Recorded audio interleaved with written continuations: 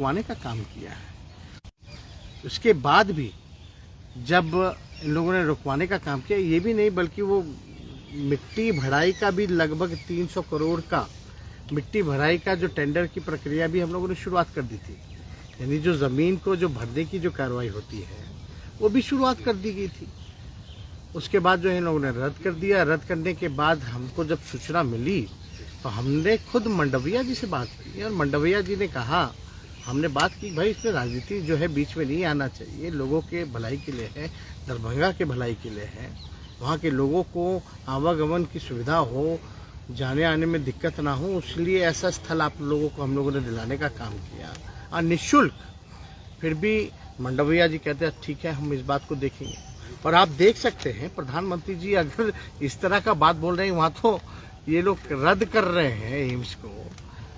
और ये चिट्ठी जो है साफ तौर पे हमने 22/6/2023 को मंडविया जी को हमने ये पत्र लिखा था, जिसमें पूरी जानकारी जो है प्राप्त है। इस चीज़ को हम अभी अपने सार्वजनिक भी करेंगे, जो चिट्ठी हमने मंडविया जी को लिखने का काम किया। लेकिन इतनी बड़ी झूठ प्रधानमंत्री बोलते हैं कि खुलवा दिया है, तो कम से कम प्रधानमंत्री जी आप सच्चाई से आपका कोई वास्ता नहीं है। आप केवल लोगों को भ्रमित करने का काम कर रहे हैं। बुला करके पूछे स्वास्थ्य मंत्री जी मंडविया जी से, भारत सरकार के, उनसे ये भी पूछे कि हम फ़ोन किए थे कि नहीं किए थे, कि भाई जल्द से जल्द आपको हमने प्रस्ताव दे दिया, सब कुछ कर दिया। हमारे बिहार राज्य सरकार ने नीतीश कुमार जी के नेतृत्व में कैबिनेट से सब कुछ पास कर दिया, ज़मीन दे दिया, उसकी मिट्टी भराई का काम भी शुरू करवा दिया, फिर भी जो है आप जो है नकार दी। और अब आज के भाषण में हम सुने तो हमको बड़ा आश्चर्य लगा कि इस तरह की बातें प्रधानमंत्री कर रहा है देश की। आखिर प्रधानमंत्री को ये इनपुट तो कोई बिहार के ही अब इनपुट दिया है नहीं दिया है, भाई प्रधानमंत्री बात तो ये तय है कि झूठ बोले, कोई भी कुछ बोल देगा वो मान लेंगे क्या? लेकिन उनको ये भी तो पता होना चाहिए ना। वैसे अमित शाह भी झूठ बोले थे, पूर्णिया का हवाई अड्डा खुलवा दी, प्लेन आना जाना शुरू हो गया। और दूसरा झूठ ये बोल रहे हैं दरभंगा के बारे में, एम्स के बारे में। तो ये लोग केवल बीजेपी का मतलब बड़का झूठा पार्टी, ये लोग केवल झूठ और नफरत की राजनीति करते हैं। आज प्रधानमंत्री जी जरूर बोले हैं कि एम्स हम खुलवा दिए वहाँ के लोगों के लिए, लेकिन आरोप तो आप पे लग रहे थे, नीतीश कुमार पे लग रहे थे कि आप लोग जान के नहीं चाह रहे हैं कि मिथिला का विकास हो, वहाँ पे एम्स खुले। आप देखिए ना, हमारा चिट्ठी है, सामने चिट्ठी है, ये सामने चिट्ठी है, कैबिनेट नोट है। 151 एकड़ निःशुल्क भारत सरकार को हम लोगों ने हस्तांतरण करने का काम किया। वहां से टीम आती है, सब कुछ हो जाता है, फिर बाद में पता चलता रिजेक्ट कर दिया उन लोगों ने इस प्रस्ताव को। और यही नहीं बल्कि हम लोगों का ये भी फैसला कि जो DMCH है उसको भी हम लोग, जो दरभंगा मेडिकल कॉलेज है उसको राज्य सरकार अपने खर्चे पर जो है उसको फिर से हम लोग बनाने का काम करेंगे।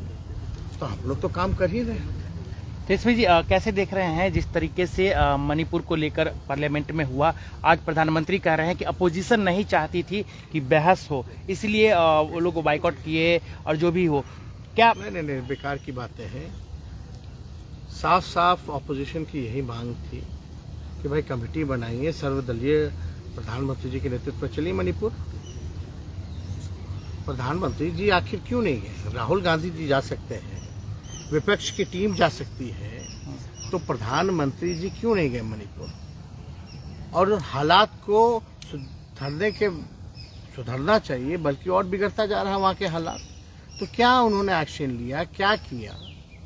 वो तो वीडियो जो है वो वायरल हुआ, तो आप समझ रहे हैं वहाँ के मुख्यमंत्री के ऐसी घटनाएं तो होती रहती हैं, कई मामले दर्ज है ऐसे, तो आप समझ सकते हैं क्या स्थिति होगी वहाँ की। कल तक बीजेपी कह रही थी कि जो आप लोग जातीय जनगणना करवा रहे हैं कि भाई इसमें हमारा भी योगदान है, हम भी करवा रहे हैं, लेकिन उत्तर प्रदेश में वो मना कर दिया। उत्तर प्रदेश में भारत सरकार ने ही, जब मोदी जी ने मना कर दिया कि जातीय जनगणना वो नहीं कराएंगे, तो उत्तर प्रदेश में तो स्वाभाविक है।